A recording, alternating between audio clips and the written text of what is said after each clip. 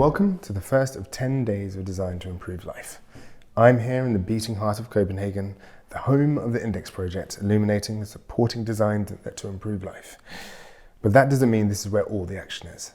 The minds that create a better tomorrow are from all corners of the globe, from Mexico City to Manila, Milan and Melbourne. Over the next 9 days, we'll be diving into topics from how to invest in design to improve life, to illuminating emerging designers from Latin America, and of course asking the perennial question, just what is design? But onto the first event. It's about fashion. Its role in our lives are manifold, communicating who we are and what's important to us. But can it ever be sustainable? And can designing for circularity change everything? We speak to Ronna Chao, Chairperson of Novetex Textiles Limited and creator of the Billie system, Noah Murphy-Reinhartz, Sustainable Design Lead at Nike Innovation and a mind that created the Space Hippie, and Aleksandra Gosiewski, co-founder of Algiknit, to get insights from these innovators.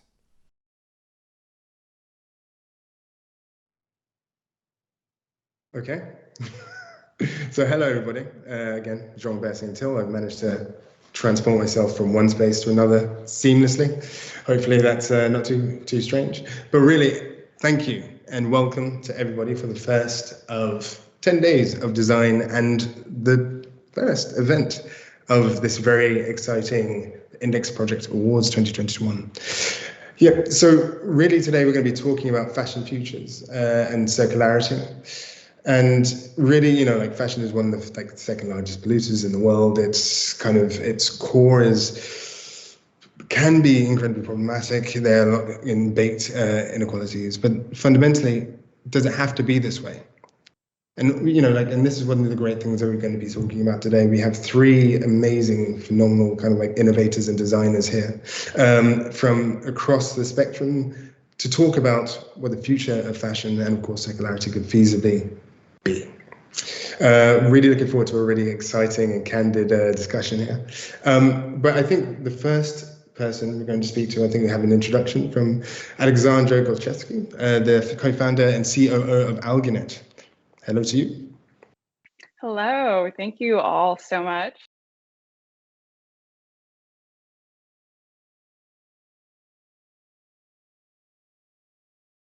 Algiknit creates a cleaner, more prosperous future by removing the guilt, uncertainty, and pollution from clothing. We've been seeing customers and brands and manufacturers struggle with textiles' environmental impact and lack viable alternatives to current offerings. So with that, Algiknit is taking seaweed and transforming it into yarns that can be used in all sorts of textile-based products that can address the issues our partners are facing. And we have a little quick video just to add to some of what I've been saying. So why don't we check that out?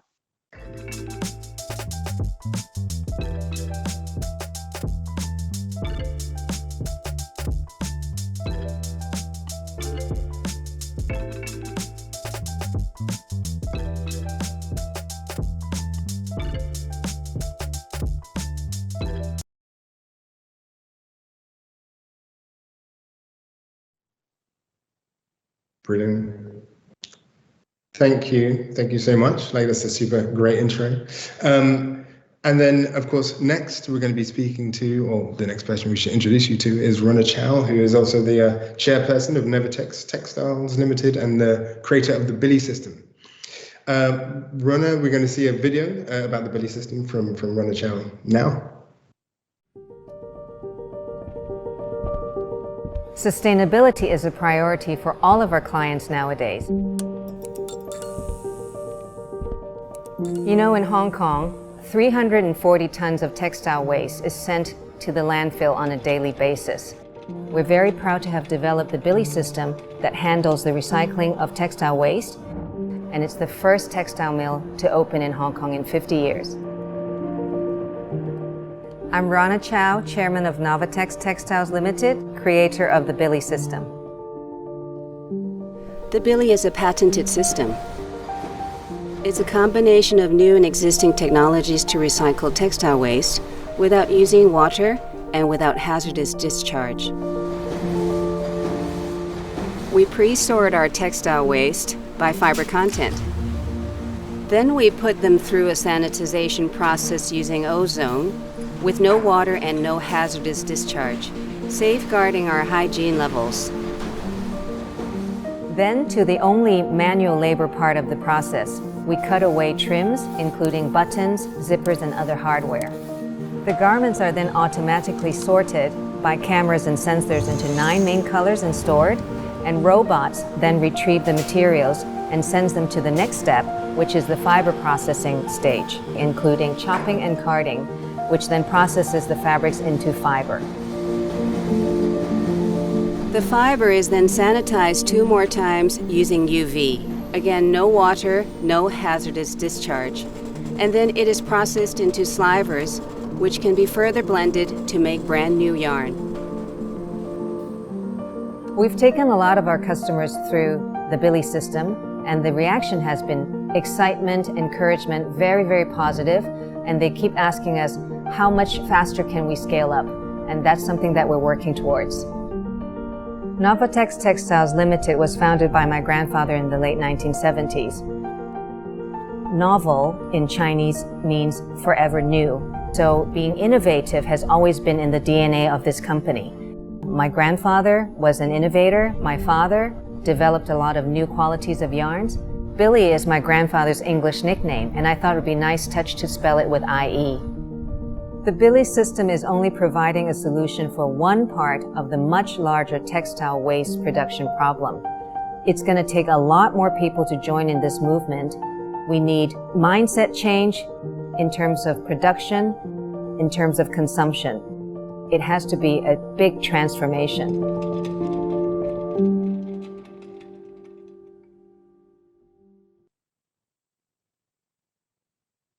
Hello, and that was a fantastic video. And last but not least, we have Noah Murphy-Reinhertz from Nike Innovation, Sustainable Design Lead, and also one of the co-makers of the Space Hippie that everyone's spoken about. Noah, I think you want to say a few words before we see a couple of videos from you? Absolutely. And if the video plays without sound, I'll give a little ad-lib over the top. Happy to provide a bit of explanation. It's good to be talking to everybody today.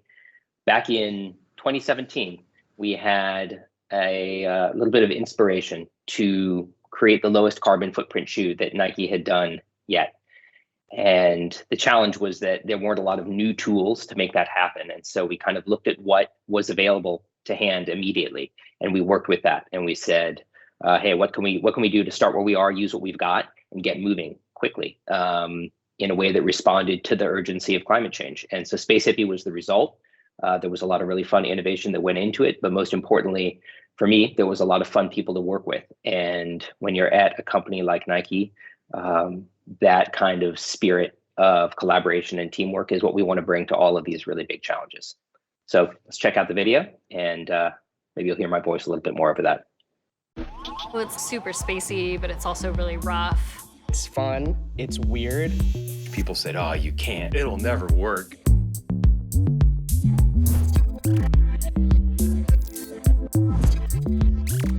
An easy way to think about a shoe is an upper that holds you on the platform, the midsole, which provides you cushioning and a footbed to stand on, and the outsole, which gives you durability and traction. Take Space Hippie. The midsole we call crater foam because we've added rubber and plastic waste from the manufacturing process, and that waste material makes that imperfect or bubbly texture on the surface of the part. Crater foam looks like garbage mixed with blue putty.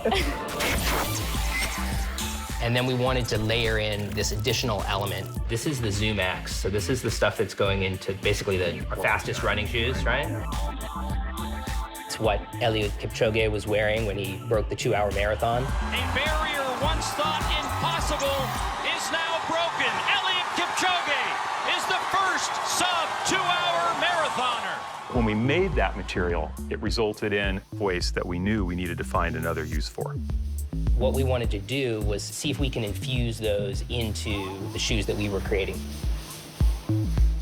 What you get is this incredible feel underfoot. It's so bouncy. It's the kind of foam that is usually reserved for a super elite marathon shoe. On two of the shoes is the outsole, and we call that crater rubber. What you get is a really speckly, really grainy, really coarse-looking rubber, and it matches up really nicely with the midsole. The upper is basically recycled bottles, recycled material scraps from the factory, recycled post-consumer waste as well.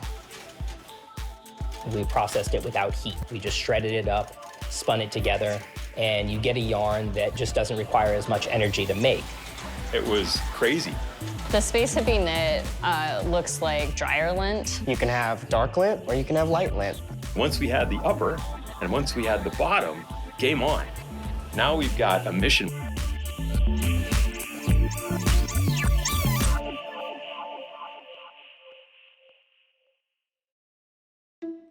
We're in a race to save ourselves. You'd be crazy not to have anxiety around climate change right now. We have this optimistic urgency that we have to get after things.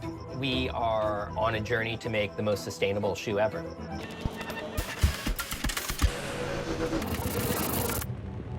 We have been spending a lot of time trying to figure out how to reduce our carbon footprint. We kept going back to this phrase called in situ utilization. There's this idea in space exploration that if you're going to fly to the moon, fly to Mars, and stay there and do something, you have to create things with what you find there. Say there's no resupply mission coming to Mars, there's no resupply mission coming to Earth either. Noah came in, one of the great insights he had was, hey, what do we have laying around? What if waste becomes our future feedstock? What if it is actually the material that we use? And that's really where the idea of Space Hippie was born out of. We just started grabbing different things we already had and putting them together. We were looking at everything and saying, oh, it's like super spacey, but it's also really rough. There was something about it that was so different than anything I had seen us doing. It made our factory partners very nervous. Hey, are you serious? Are we gonna really making the shoes like that?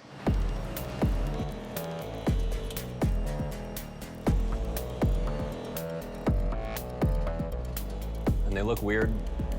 It's because they're made of trash. We are working on what it means to create a fully closed-loop economy. Reuse of materials so that we aren't causing more damage to the planet. Sustainability at Nike, though, is not new. We divert over 1 billion plastic bottles a year. And so there's this duality of high performance but low impact.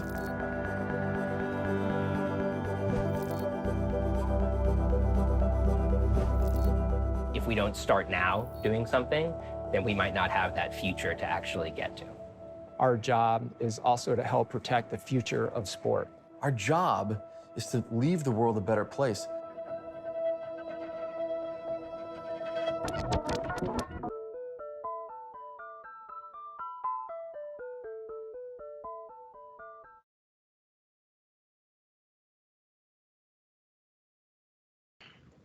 Well, that was a great introduction to everything that's happening with the Space Hippie there, that kind of project. But like, you know, to start this discussion, and I'm sure there's lots to go through, we can start with the easy things, something a bit like, is fashion killing us? Is it a major problem? Yeah, so let me just start there. Start with maybe Alex. Alex, what are your thoughts? Yeah, I mean, based on everything we've been learning over the last couple of years, I don't think there's any denying that. But I think with any challenge, there's so much opportunity, and this is why all of us are here today, right? And beyond us, there's so much innovation happening to address the issues that we're seeing. Ronna, do you want to add something? Oh, sure. I think that's a very interesting question, and we can go at it from many different angles. Personally, I don't think I wouldn't say fashion alone is killing us. It's really about everybody's behavior the manufacturer's behavior, the marketing and salespeople's behavior, the designer's behavior, the consumer's behavior. So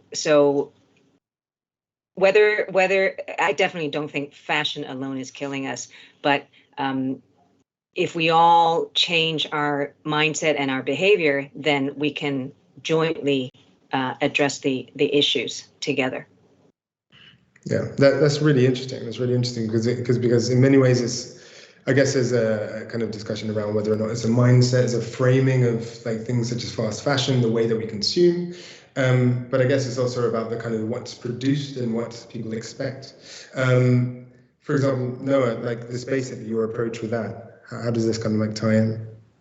Yeah. No, I think it's a really important question, and I think hearing where everybody's going with the discussion is exactly right. I think, as you said, introducing, fashion has a pretty huge impact as an industry, right? And if you think about apparel, athletics, all of these things, but it's not that this industry has some sort of uniquely bad impact, right? There's other industries that impact more, some less. And so we sit kind of in this continuum of the current industrial, system of production.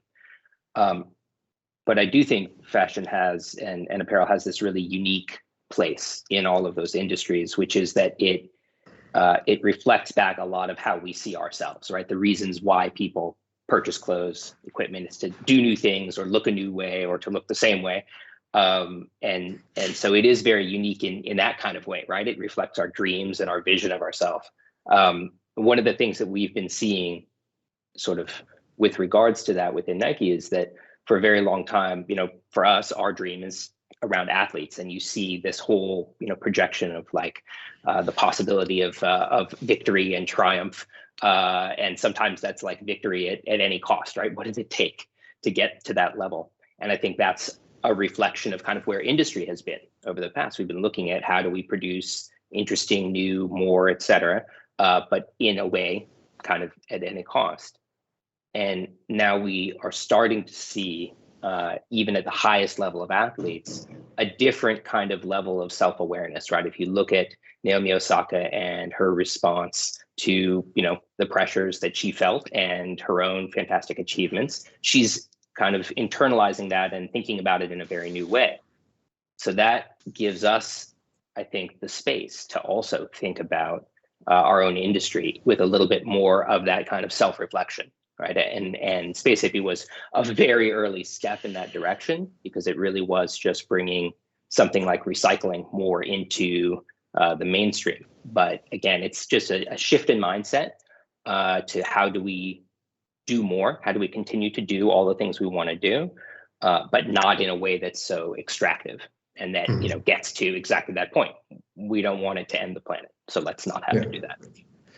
No, brilliant. Because like speaking of recycling, like, the Billie system is incredibly innovative, and it does something where we no longer have to kind of like, again, be extractionist. Just in some ways you can reuse and upcycle almost. But like, how do you feel, or what do you believe like the next steps would be with kind of recycling or upcycling or changing or using things that we already have to kind of continue this kind of a more positive cycle within the fashion industry, Ronna? I think what we're doing is just one very small part. And I don't claim the Billie to be a solution to the textile waste problem at all, because we, even if I had 100 lines of the Billie, there's a limit to the in terms of capacity of how much I can process. Back to what I mentioned earlier about mindset and behavioral change. I'll give an example. For instance, some of the potential the partners and customers that we're working with and talking to, very interestingly, they seem to see us as a waste processor, whereas we want them to really seriously consider circularity.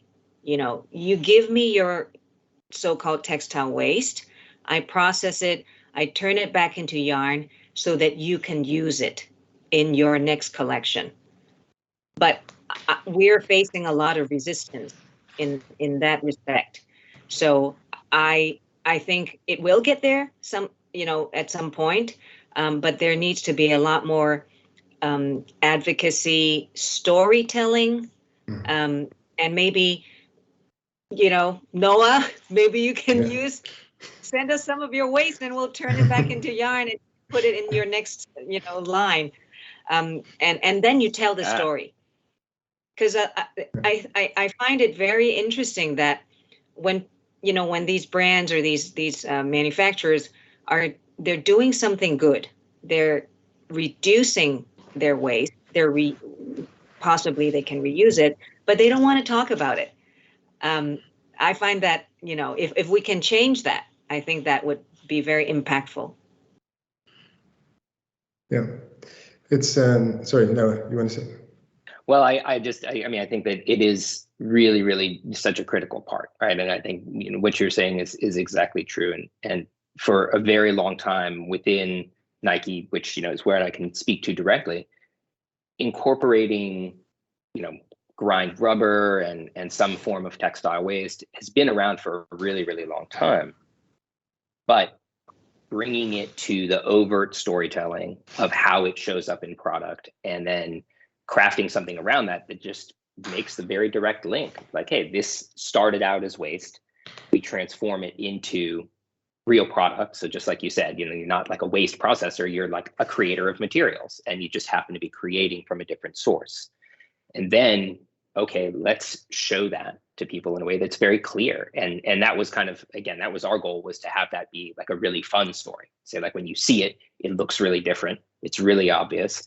It doesn't mean it's the shoe for everybody. We're not going to make all of our product out of that. We have to have, again, these questions of variety, but you have both overt and covert ways of using these materials. And I think that's really exciting. We should embrace it. So in some ways it's kind of a reconceiving, or at least kind of some of the things we take from this is a reconceiving of what these materials could be, so as opposed to it being waste, it's a genuine resource. It's a genuine resource that can be used and of course kind of reused in many ways. But I think also the sense of looking elsewhere for materials to kind of create things is also really interesting. And I guess that also kind of ties into Algiknit. Sorry, I keep on saying Algiknit. I do apologize. Algiknit. So where did the ideas for Algiknit come from as well? Like, how did you move from I think there's something kind of resonant between what's been said earlier, also both by Ronna and Noah, and of course what it is that you are doing. Yeah, I mean, I love the whole idea of establishing systems to kind of cap the materials that we use and keep them in, the existing pipeline, and rather than creating more and more and more of the same thing. For us, instead of kind of creating a system to process all of that, we just work with nature, right? We're working with organisms derived from nature and giving them back at the end of life. So we're not, building facilities or necessarily need any sort of facility to process that. We already have the world to do it. And the inspiration really came from, my background is from the design industry and kind of being aware to all the textile waste that was produced. And I just thought there had to be something better. And whether it's a mechanical system or a natural system, I think it's exciting to see that everyone's starting to think in that way. Yeah. Sorry, Ronna? Oh, sorry, I thought you were going to say something. I thought you were going to say something. Okay, no worries. No. But yeah, so I think one of the interesting things about this as well is, it's whether or not it's kind of reusing kind of existing kind of materials and kind of making those into new pieces, or whether or not it's using nature. There are still kind of particular narratives that continue to kind of be replicated in some ways, especially the way that, people are expecting to have something that's relatively fast. And that's been something that's kind of been especially present over the past 20 years. But I think, one, we can innovate out of it in some ways potentially. And that's also a question I should probably ask. But I do also wonder whether or not the particular processes, whether or not it's the Billie system or whether or not it's what's happening with Nike and for example, the Space Hippie, or whether or not it's Algiknit. Do we have to kind of rethink the costs of what it means to work within fashion, right? Like to kind of like acquire new things. I mean, is this something that needs to be rethought, redressed, retold? What do you think? Ronna? Maybe I'll go first. Okay. Yeah. I think conceptually, even when we first started thinking, coming, up with the Billie system, we thought one of our marketing points was, oh, it's going to be a cost saver for you because we're using textile waste, which doesn't cost anything, and it reduces the amount of virgin material that will be blended in to make that new yarn for you. Of course, it's not as simple as that because everything depends on, is related to economies of scale. So if I can't process the textile waste as effectively or efficiently as in the ideal situation, then the cost is not really going to come down. So for instance, if I give you an example, we had to deal with a large batch of really beautiful cotton bed sheets from a 6-star hotel. And we thought, oh, wonderful, it's going to be, the hand feel is going to be great and whatnot. Yeah. But actually, because of the structure of the fabric, and it's so compact, this cotton is so compact, we had to run it through the Billie system 2 or 3 times. And by then, the fiber was quite damaged and shortened. And so what we expected to be a fluffy kind of slaver turned out not to be that at all. Now, we could probably still use that, but first of all, the quality is not good and the cost will be high because we've already run through it so many times.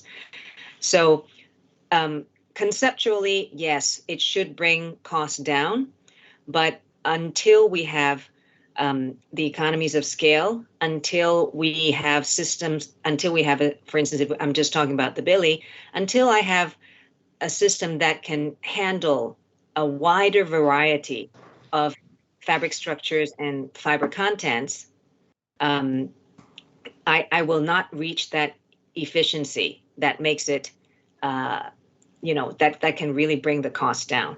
And the other thing, of course, is unless I get a larger and growing demand, then the batches are always going to be smaller, and the costs don't really. I can't really control the costs as much as I would like.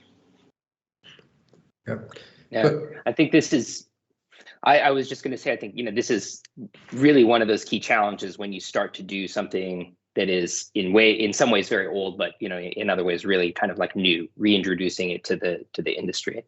There's a lot of unintended consequences, not necessarily that are terrible, but that can't be foreseen when you move into something like this.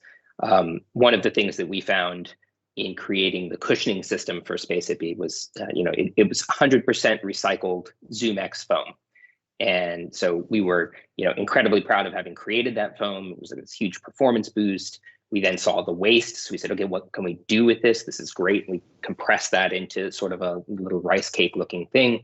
But that process is a heat process. And at the end of the day, it used more heat than we wanted. It was still better than not, but it wasn't something that we would have known going into the project. And if we had at that point stopped and said, well, okay, we're not going to do this.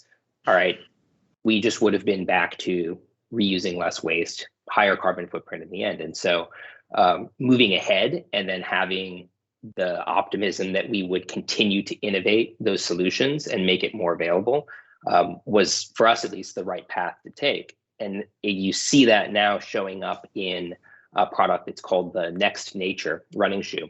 And that is taking that same system, but they have now evolved the way to manufacture it so it's more efficient, less heat, and you can use a larger amount of the recycled material. So keeping that kind of continual innovation and continual improvement approach to what we're doing, it doesn't get to exactly your question at the beginning, but it starts to make those things more widely available. And so they go from being pinnacle, less accessible product to being much more widely available. And that idea of scaling our innovation to bring it to more people, I think is really, really key. It's like getting away from the idea that it is just, one high-priced item. Yeah. Right. And like, long story short, I just want to add something. I don't know if you want everyone to talk, but yes. Long story short, of course, we have to kind of innovate our way out of the current situation we're in. And what was happening 100 years ago is not the same thing that is happening now. And things have evolved over time, and I think they have to continue to evolve, right? We are facing new challenges, and we have to address those through new solutions. But I do definitely agree with everything being said here, that when you launch something new for the first time, things are going to be a little more costly, a little more difficult, a lot more questions to be solved. But eventually, once the process is refined, then it's accessible. Then it becomes the norm. It becomes the standard, and it can be widely adopted at that point. Even if we take polyester, for example, when it was first launched years ago, it was like this luxury material. It was super expensive. And here we are today, it's in everything. Yeah, no, that's a really good example. A really good example. But I think one of the things is, like, I guess it's twofold. Like, one is considering whether or not the culture of expecting, I want what I want when I want it, is something that we should also be able to. Is that something that we want, actually? Should we be reconceiving of this? Like, what should be in some ways? But equally, of course, important, like, what we do buy should be more accessible, right? Especially if it's kind of using the right processes.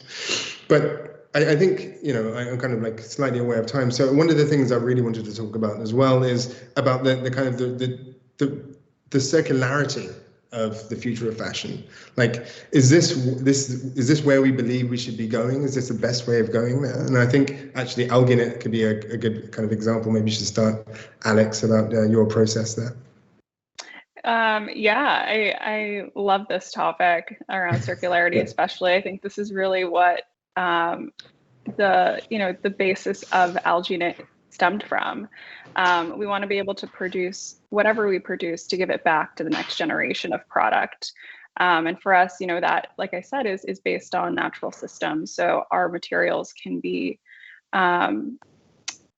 processed by microbes and other organisms that basically, feed into the next organism and eventually kind of create this cycle. I think regardless, again, I feel like this conversation has already been touching this point, regardless of it being a natural material or something that's petroleum based or something that's synthetic, having some sort of limitations on it and capping the amount that is produced can help with the way that we go about making all these products and just monitoring the waste. Yeah. Go ahead, Noah. Go. Well, I think this will inevitably lead into some of the things you were going to say. I was going to mention that we've often thought about circularity, almost exclusively in those more technical terms, right? Recycling a material that we've created already, and that closed loop is somehow just the closed loop of human industry. And so I think that becomes really one of the key things here, is to expand our definition of that and start to encompass the natural systems that are a part of the larger loop of that. And so then if we start to think of circularity as being, value in the human and industrial systems, value in the design, but also value in the sources of those materials, being those natural sources, and then keeping that value present as we move through the whole cycle and kind of continuing to capture that. I think that's starts to get us towards this more future-facing definition of circularity, rather than the more aluminum can recycling version of circularity. I think circularity is definitely the future of fashion and the apparel industry, but it may not be completely possible to achieve full circularity or perpetual circularity. For instance, I've been asked this question many times, right? So what comes out of the Billie system can be put into a new product, and can that product be upcycled again and again and again and again. It really then, I mean, technically, yes, I can put the material through the Billie system as many times as I would like. But what comes out will be, as I mentioned earlier, because these are mostly natural fibers. So in the processing, the cutting, the chopping, the carding, the twisting, all of that will, to some extent, damage the fiber. So I can process it multiple times and upcycle, recycle it multiple times. But is the consumer willing to accept something that is not as soft? The hand feel is less comfortable. So again, I go back to my first point of mindset and behavioral change, right? Sometimes, or I think all the time, we need to make compromises. If I am so intent on being sustainable, then there might have to be some compromises I make on pricing and the feel of the garment. Those kinds of things. I think there has to be a reshuffling or some kind of balance, a new balance. Yeah, because that kind of brings me quite nicely to this question, because I was wondering, and I think there's obviously a discussion around it, whether or not real sustainable change comes either from the businesses or from consumers or from the top down, and what the kind of the key initiators or drivers are, or whether it's a mix of the three. And it'd be really good to kind of get your thoughts on whether it's like how you feel the kind of the core drivers are. I know obviously, Ronna, you're talking about behavioral change, but in your kind of like educated opinions, where do we start? Like, what's the faster track, if there is such a thing, maybe a slow track, but like, what's the best way of getting there? Maybe start with Noah. Sure. I think we have to be really critically aware that we don't put the burden of sustainability or climate change on the consumer. I think it is not it's the individual's responsibility to make choices and to vote and do all of the things that allow them to participate in finding solutions. But the individual consumers don't have control over industry.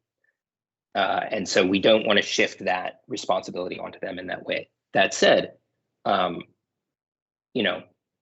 it's not necessarily top down in the way that we might think of a government regulation or something like that. I think it's really key for us to recognize that, I am, no more I don't have any more control over climate change than my next door neighbor who is a school teacher, right? But we each have control over the choices that we make, and the choices that I have the privilege of making as a designer within Nike are ones that affect that system and affect the product that I'm working on. So I think that's one of the really key things, is that people recognize the bandwidth that they have within their individual choices. They make the right ones, but that we approach this much more collectively in terms of how we're going to solve the problem. And I think to get right to the point of like trying to get people to shift their buying habits or things like that, I really do think that the people who come to a product, they're looking for emotional resonance and they're looking for value. And so how value gets created and defined is one of those things that can absolutely shift over time. Is it more about, multiple variety over the course of a span of time? Or is it more about being really invested in the shoes that I, ran my first 10K in or something like that? And I think that's one of the ways in which we can really change value.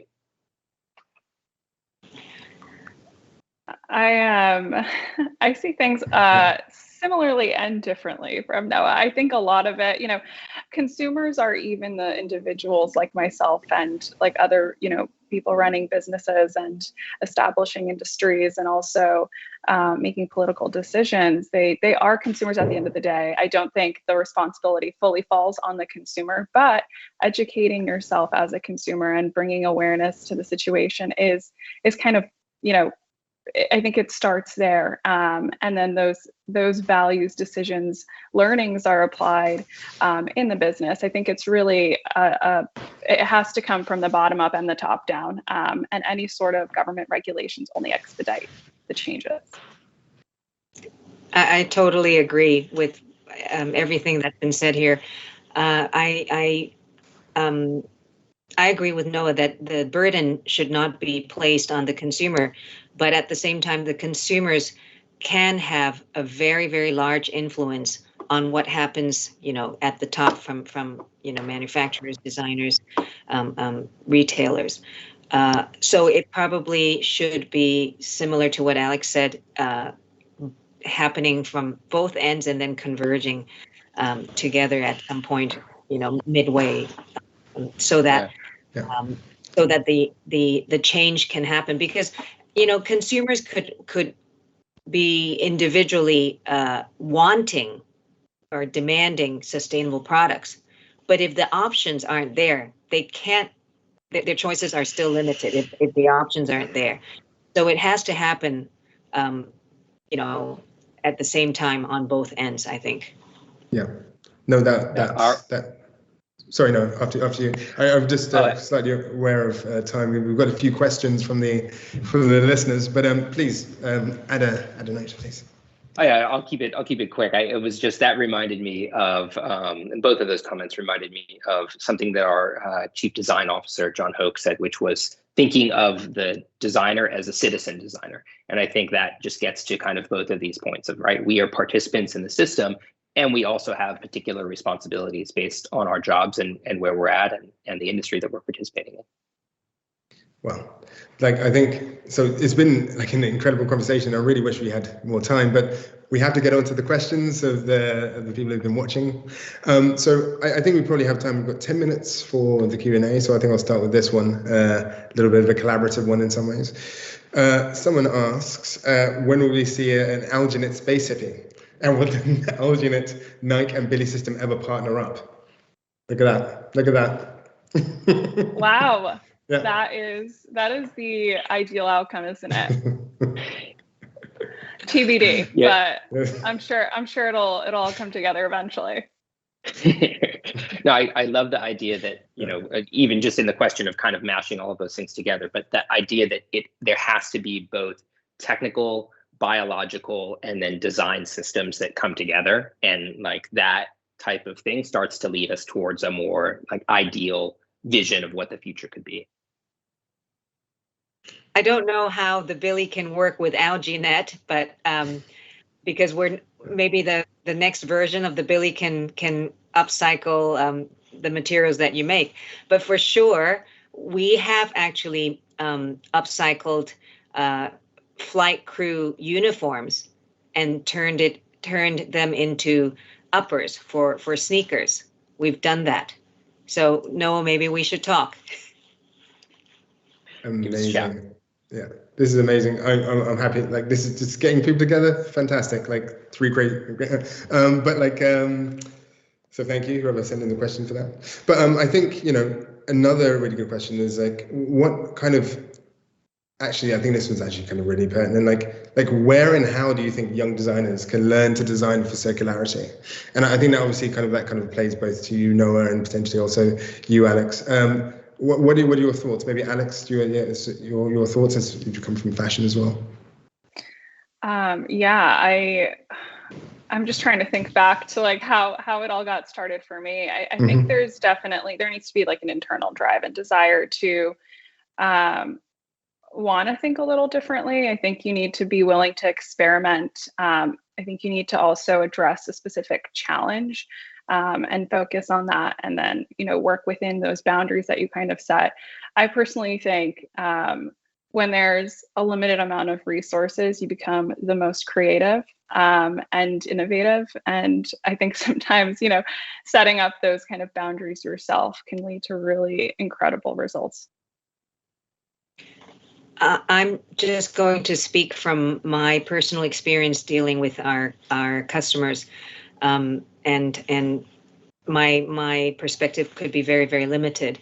I think that the designers who are more independent or working with a much smaller brand tend to be more nimble, or they have more leeway to work with innovative ideas or work with unusual or unusual materials. When they are within a big brand, and I think, Noah, you may be an exception here. When they're within a much larger global brand, very often what I see is that the departments and the divisions are siloed. So, I mean, even the sustainability department could be very, very enthusiastic talking to us, but they can't really move design. They can't really move merchandising. They can't really move production. They cannot really move sales. So that's what I've seen with the designers or the design teams working within the bigger branded apparel companies. There seems to be more difficulty. The designers themselves may be very, very, very keen on really pushing, sustainability in their designing, but they have to think of, they've been given, they have to think about cost, they have to think about sales, they have to think about merchandising as well. Everything has to come together. So just from my personal experience, I think the smaller brands tend to be more willing to kind of explore in a bold way. Yeah, great, Ronna. And Noah, after that training. Sure. No, I think, what I think is really, really important here is again, the role of the designer in any organization, which is that, to sort of paraphrase Buckminster Fuller, right? Designers have the opportunity to create a vision of the future that makes the past tools totally obsolete. And that role of, designing something and making something new, very palatable and desirable today, that's really the role that designers can play in any organization. And because very often people don't know what the future should look like until they see it sitting, on the table in front of them. And then there's this, oh, wow, how can we get there? How quickly can we get there? How many of them can we get? And when design is able to really present new ideas in a new way like that, that's when it kind of creates that spark. And I think, we've been able to see that kind of momentum build within really big organizations, as well as small ones. So yeah, that's phenomenal. That also kind of leads me kind of directly onto this one, and I'm kind of aware that we've only got we've got some time, a little bit of time, but as there seems to be an appetite for circular fashion kind of growing within the communities, it's still nowhere near as large as it could be. But how long do you believe it could be I guess a competitive alternative to the current kind of fashion approaches and infrastructure that we currently have? Ronna, you've spoken about this a couple of times, so it'd be good to hear your thoughts on that.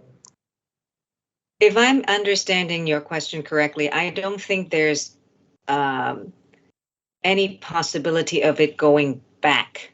We can only go more and more into the sustainable options, into incorporating sustainability into every step of the process. So it's just a matter of time. It will just become a bigger and bigger part of the entire design, fashion, apparel industry. Great. And Noah? Yeah, I think what's really compelling here is that sustainability as a topic, as an area, it's like kind of the great intersectional challenge of our time, the great intersectional opportunity. The fact that when you look really deeply at sustainability issues, it touches on so many other areas, right? Whether we're talking about economic, social, environmental, different kinds of justice issues, it really does bring all of those elements together in a way that many other topics don't. And so taking that and kind of for a brand like Nike to recognize sort of a purpose in pushing human potential forward and say, okay, what are the tools that can do that? When you look at sustainability issues, they give you a lens, a framework, and an opportunity advance all of those issues at the same time. And that's something that I think is really, it's very catalyzing. And Alex, your thoughts? Yeah, just a quick note. I think there are just so many material innovations and processing innovations and whatnot in this space right now at early stages, but also kind of pre-commercial stages. And I think it's just a matter of time before they really scale up. Super. And I think we've only got maybe a couple of minutes left for this Q&A before we move on. But what's next for each of you then? Kind of a quick kind of thoughts of what's next on the horizon for you. Who just start with? Noah. What's post basically? What's the project you're working on? What's on the horizon? Yeah, well, we're always trying to just imagine what that most fantastic future is for athletes, for movement, for human potential. One of the things that's most exciting to me is how people today don't think of moving their body in the traditional silos of sport. They think of it as play. They think of it as an antidote to sitting in front of the computer. They think of it as a much more integral and fluid part of their life.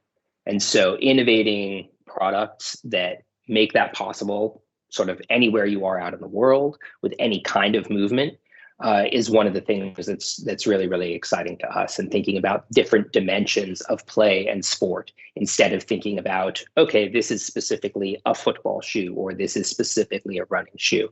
How can we be much more fluid in a way that responds to our athletes and do it in a way that keeps the world a fantastic playground? Great. And Ronna, what's next for you in the Billie system and Novetex? I think I alluded to this a little bit earlier, that the current system that we have is really designed to work under ideal situations, which we all know aren't realistic in today's world, right? So I can't just have a system that will that will do well with natural fibers and garments that are no more than 3 different qualities, and ideally things are of the same color, et cetera, et cetera. So we are already beginning to work on the next version, upgrading our system so that we can handle a wider variety of fabrics on one end and have better quality output on the other end. So that's our next big thing that we want to work on. And of course, in the meantime, we're very encouraged by the fact that more and more people are hearing about us and coming to us, looking for opportunities to work together. And because we have enough, we have so far dealt with enough people, and we've experienced enough challenges, and we've come up with a number of solutions, we're able to tell our story much more convincingly. And, like I said earlier, to let people know we are not your garbage processor. And I think the very positive effect of that, it may take a long time, but it sends back a message that, maybe you should think of, maybe somehow you can, pass this message on in your organization to, like what we were saying before, to really incorporate the idea of sustainability from the very first step of the process, from the designing, from the material sourcing and all of that, so that when the garment reaches its end of life, there are more options to recapture its value. Brilliant. And Alex? For us, at this stage, it's all about aligning with partners, whether it's brands, customers, manufacturers, that truly share our mission in revolutionizing the textile ecosystem, in adopting new products, and in making them the standard for the industry. So next for us is really just bringing Algiknit to the world. Fantastic. Well, thank all of you, Alex, Ronna, Noah, and everybody who's listened to this really insightful and inspiring discussion. I really wish we had more time, to be honest. I'm sure everyone else does. But anyone who wants to listen to this again, it will be on the site as well as elsewhere, I'm sure. But I think, thank you so much to all of you. And also, I think from here on, we're going to probably talk about what's coming up tomorrow for the rest of the 10 days of design leading up to the awards on the 30th. Thank you again.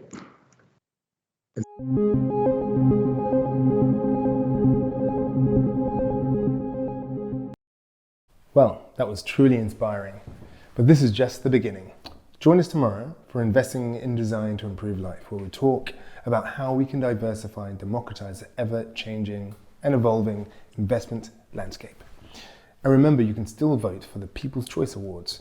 Visit theindexproject.org for details on how to vote and everything we have coming up.